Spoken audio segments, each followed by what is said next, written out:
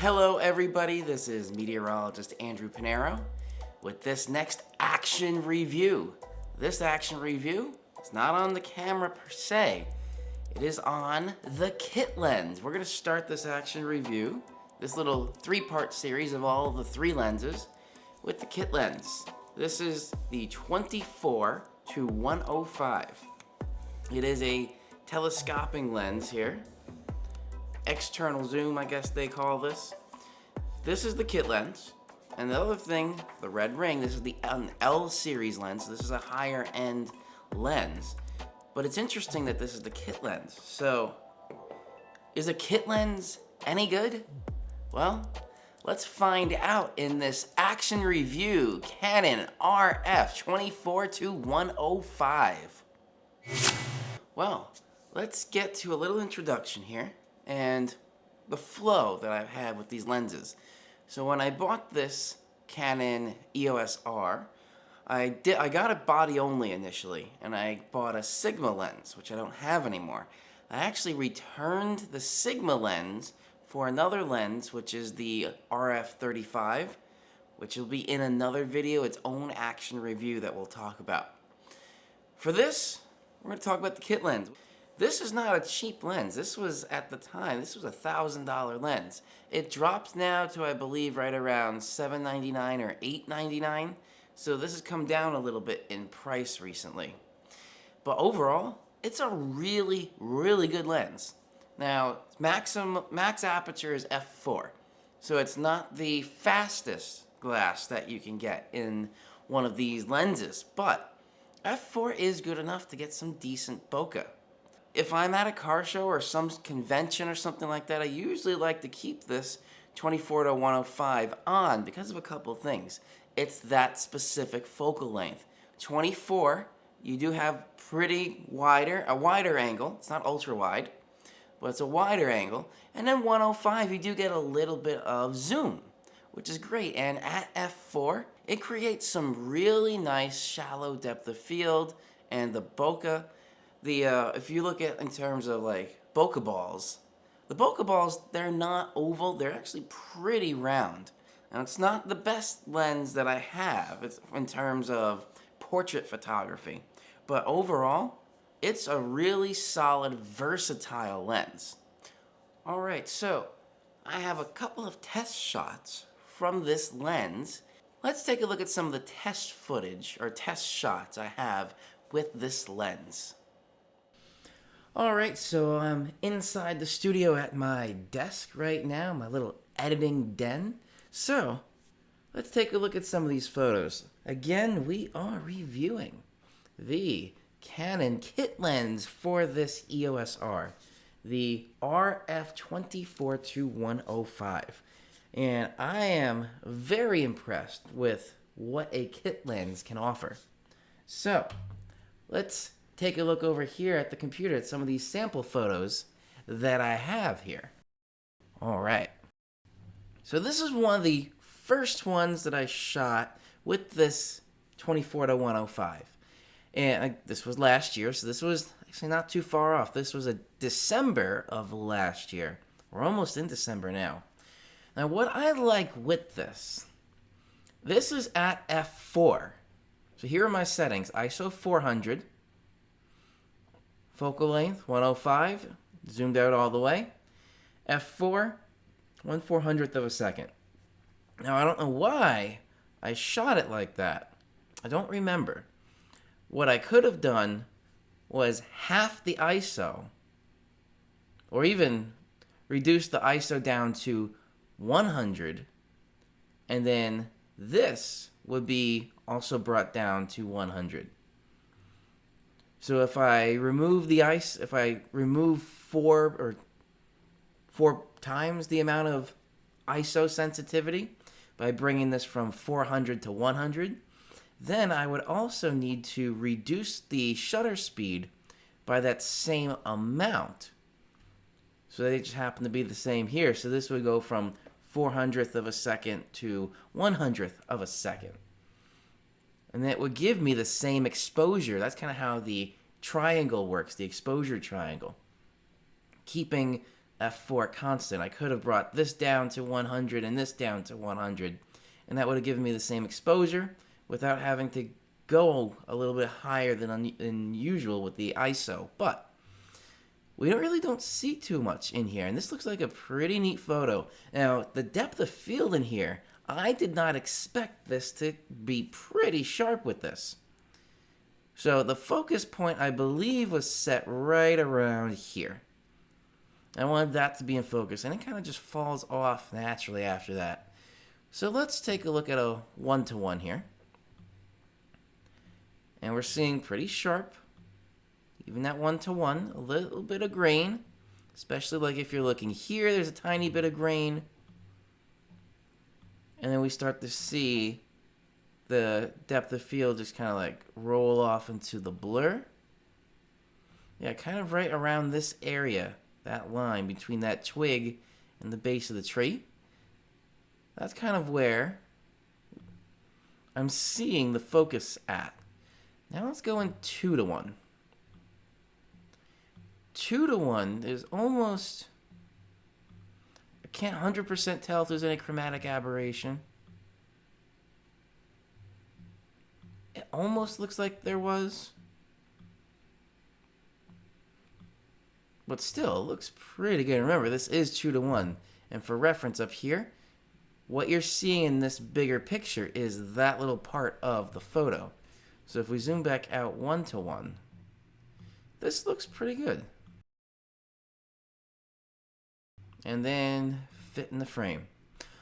This is one of the first photos I took with this lens, and I am super happy with this just on the first couple of photos. But this, again, I mentioned, is my run and gun lens. So let's take a look at a couple other things here. So the same setup is going to be in this next one here.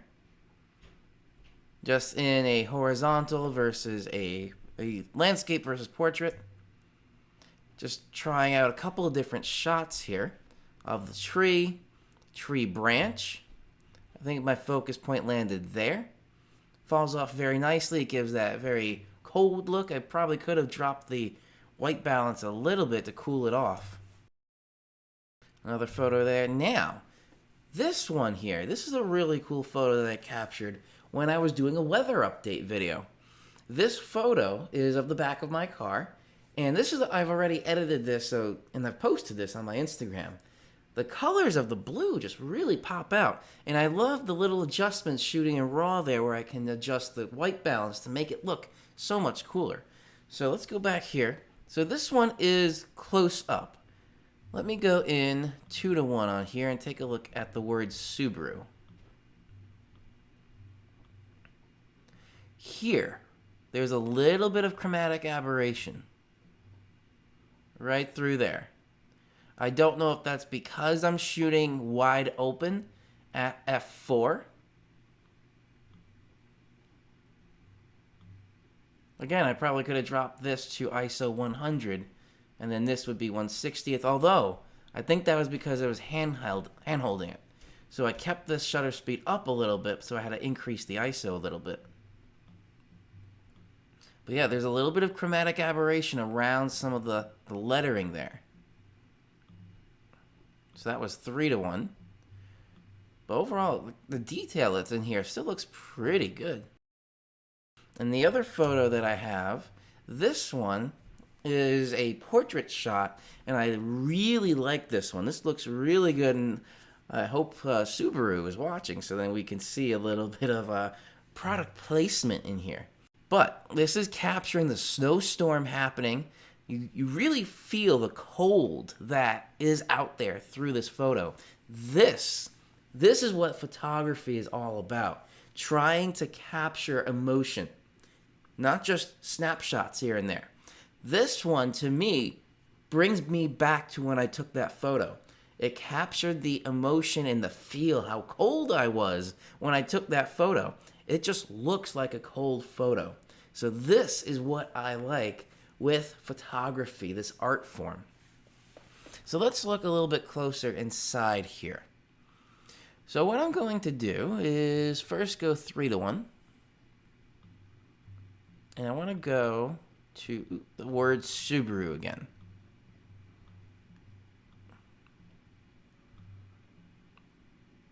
This one, same settings it looks like, but I'm not as zoomed out. Interesting. 70 millimeter I was at. F4, 1/200th of a second, so I had to increase the shutter speed a little bit. So I probably could have dropped that just a tad, but that's okay. The chromatic aberration isn't as bad in this. I wonder if it has anything to do with... It was at 105 before, the last photo. 105, and that's where we were seeing this chromatic aberration, that greenish tint and this purplish tint right around parts of the word. But in this one, it's still there a little bit, but not nearly as bad. I wonder if it has anything to do with the fact I wasn't fully zoomed out. But overall, I do really enjoy this photo here. All right, next here. This is one of my friends. He has had a small appearance on the channel before. His name's Luciano. This is where we were at the New York Auto Show. The next couple of photos we're going to go through are going to be at the New York Auto Show. This is where, again, this 24-105 is a great run and gun lens. It may not be the sharpest, especially now that I'm looking at this. All the way zoomed out to 105, there was a little bit more chromatic aberration than when I was at 70 millimeters. But I do like the focal range on here of 24 to 105. So in here, I tried to just get a little bit, my composition was off a tad bit there where I cut off his hair. But I tried to get a little bit of that split lighting. I'm at 50 millimeters here. So 50 is actually a good portrait style. 50, 85. This is still at f4, 1/64, ISO 500. I probably, again, could have dropped that. Seems to be a trend going on here. I probably could have dropped the ISO a little bit and reduced the shutter speed a little bit. Just a little bit. You don't want to drop it too much because then you'll start, especially with a lot of action, you'll start to get a little bit of shake. And I probably did that on purpose because of how fast-paced everything was inside the event. The other thing I wanted to show you real quick here. Ooh, not that far. But the bokeh balls. Was that? Yeah, it was these. So in the corners of the frame here, these are pretty round bokeh balls. This is really what we were looking at. This is what we were trying to do with this, was to create that little bokeh ball effect. And then when I had Luch actually come up on the side, I had that little effect. I wanted to try it, but overall, not too bad. Let me go back to 1:1 here. Yeah, there's a little bit of grain. I could probably apply some little bit of noise reduction. But let's see if we go 4:1. Maybe not that. Actually, that's okay. And there's still just a little bit of graininess here, but that's probably because I'm not sure if it's because I'm at ISO 500. I could probably apply a little bit of noise reduction. But like the little pieces of his hair here and his beard, let me go to 1:1. It still looks pretty sharp. Again, it's not the sharpest lens. It's not the sharpest lens I have. But overall, it has some pretty good results. All right. The next couple here, this was inside of the New York Auto Show. This was the Jeep Gladiator. This is a really cool looking Jeep. So the colors in here, this one was edited. Some of these will be edited, some won't. This is where I really enjoyed this the auto show. And this lens was really good. I tried to get this one at 50. I came close. So I was at a 50 millimeter. I came close at 42 millimeter. But inside here, I think I put the shutter speed a little bit higher because I wanted to try and freeze all of the action and people walking around. And then I just had to have the ISO match. This is another one. Again, I was shocked at how shallow f4 really is with this effect. So 79 millimeter where we're seeing the Rubicon logo. I think my focusing point was right about there. Kind of neat to see. Again, this is Luciano getting all excited driving his Fiat. And the sharpness that's around his head right here. Do I see any chromatic aberration? Tiny little bits of chromatic aberration. I'm at 80 millimeters. I'm wondering if I did shoot this at at 105 millimeters, I would have seen any more chromatic aberration. But even the reflection in his eyes, you can see.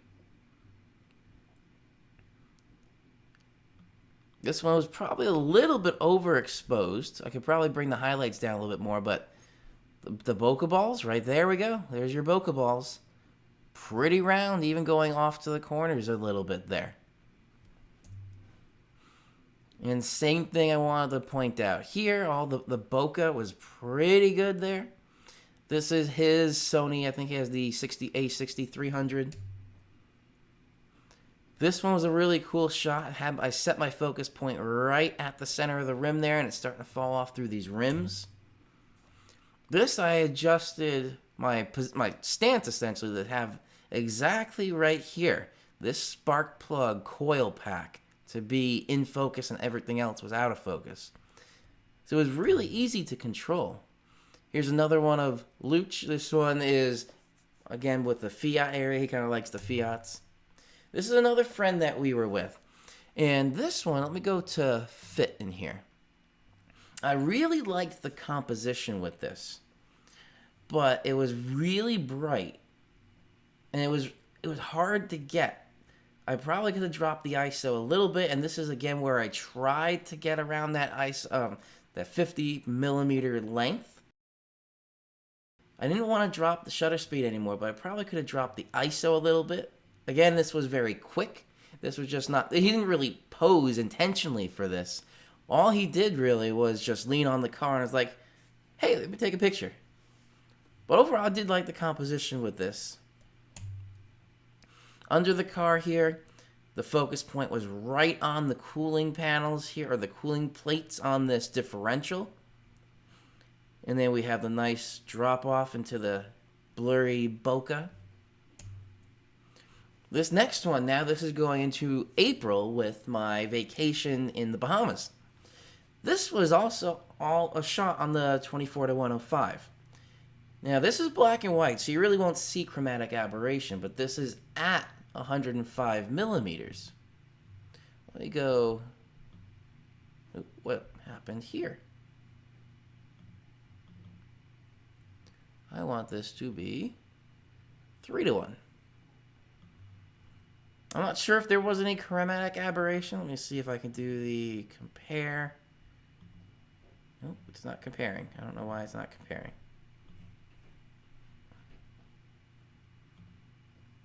I think I have to be in develop for that. Oh, I think I shot this in black and white. Because there was a little bit of some noise reduction. Oh, this is in color. Before, after. So there really wasn't, I don't see any chromatic aberration there. Again, this couple, they really weren't too close.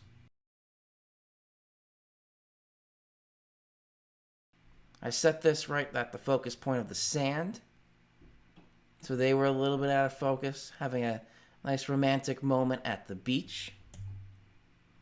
Ooh, why did this go backwards? Interesting. What is going on here? It's only selecting those two. There we go. Different couple here. This was also shot at 105. Let's see if we have any chromatic aberration. Stop it! Oh my god, what is going on with this? I have no idea what's going on with Lightroom right now. This is just really weird. Anyway. Little bit of chromatic aberration around his fingers here. It's interesting. I really only see the chromatic aberration on 105 millimeters. That's something that we're seeing a little bit of. Now, I actually am doing a composition right now between this photo and this photo. This was a really cool photo. Not here. Again, I tried to get to 50 millimeter. 1/30th of a second. This is the lower end of what I was comfortable with hand holding, but the stabilization in the lens wasn't that bad. 6400 ISO. Really interesting look. This is in the Atlantis Hotel when you look up as you enter the main lobby. Not a lot of people were looking up. And I'll show you here. So I did a composition, or working on a composition between this photo I was just showing you and the last photo. So that's this. So right there, these are actually two separate photos that I printed out.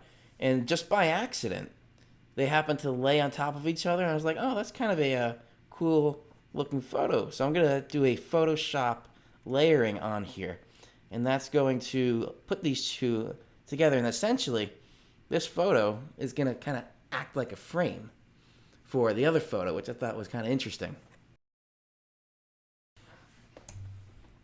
Now this is going into almost the last section here. So this is where I was doing a little car shoot. This is before the Bear Mountain car cruise one time. And we didn't actually go, but the parking lot was empty, so I tried this. The detail in here, just seeing all the little individual like pebbles inside of the pavement was very interesting.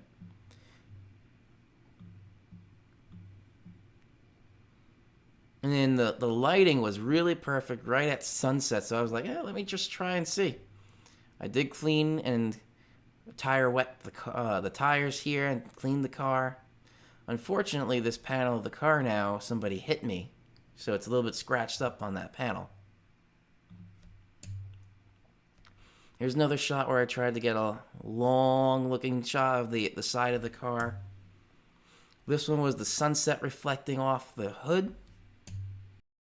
And here, this is an unedited one that I wanted to try and edit with you guys. The only edit I did was like remove the license plate. Let's try this here. So I'm going to go into develop. And the first thing, let's see here. I'm going to bring that exposure down a little bit. Maybe right about here. Then I'm going to try and adjust, bring that up a little bit. Right about there.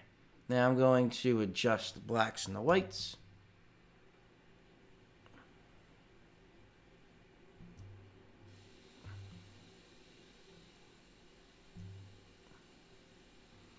And bump up the shadows a little bit. Bring those highlights down a tad and contrast. There we go. Now it's popping out. Now I want to bring that exposure back up a little bit. That blue really pops out here. And then let me add a little bit of saturation. Not too much. Tiny bit of vibrance. I usually play around with these just a tad bit.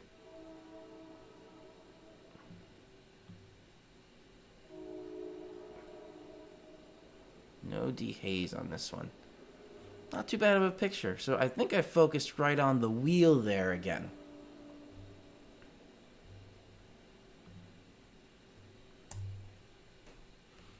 This one was also...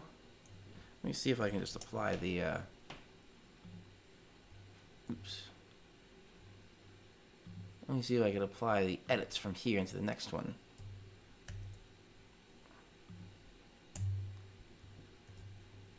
Oh, that didn't work. But let's do a little bit of an edit here, and then I'm going to go to the next little section. So this one, again, I'm going to bring up the exposure just a tad. Go into the blacks and the whites.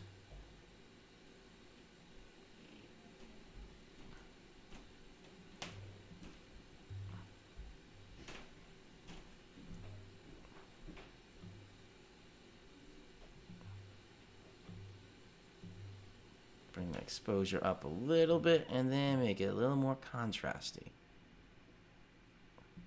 Interesting little pop the wheels have there. This I probably wouldn't do anything with versus like the last photo. But interesting to take a look at what's possible with these lenses. Back of the car. This one I may do a little quick edit with. So the exposure looks okay. Let me bring adjust those blacks a little bit.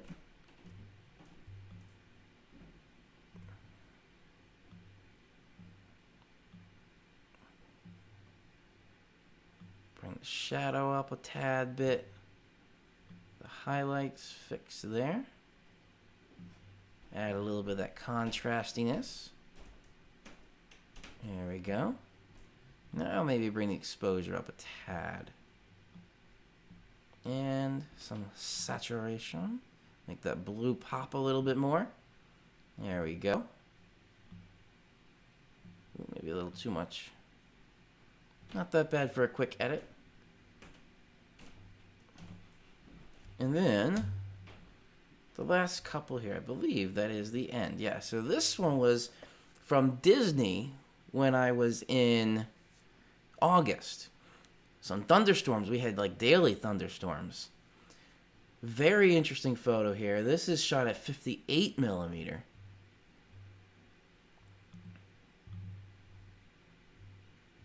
No chromatic aberration that I could see around here. I'm wondering if with this lens that may be a thing. At 105 you do have a little bit more chromatic aberration. But the blues do show very nicely in here.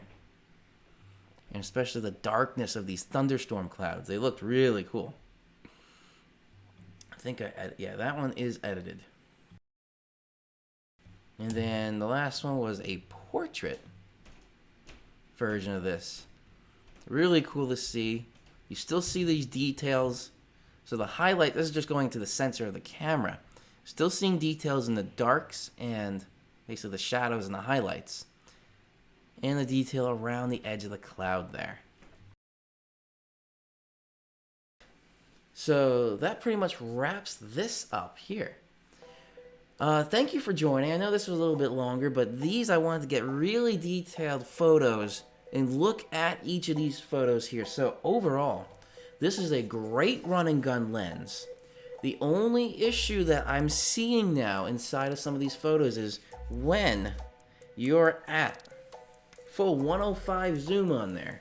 So it has this twist there. When you're at the full 105 millimeter zoom length, there's a little bit extra chromatic aberration, which I thought was interesting. I don't know if it's just this copy that I have of the kit lens or if it's all of them, but something to keep in mind. So this was a longer video, but I hope you guys enjoyed a really detailed look at all these photos that we went through with the RF-24-105. So this is the first of 3 action reviews with the lenses. The whole series was essentially 4. I had the original one, a 1 year later follow-up on the EOS R, and now one for each of these lenses I have. The 24-105, the 35 millimeter, and this one's not native. It's an adaptive one, the Tamron 70-200. That one is a really sharp lens.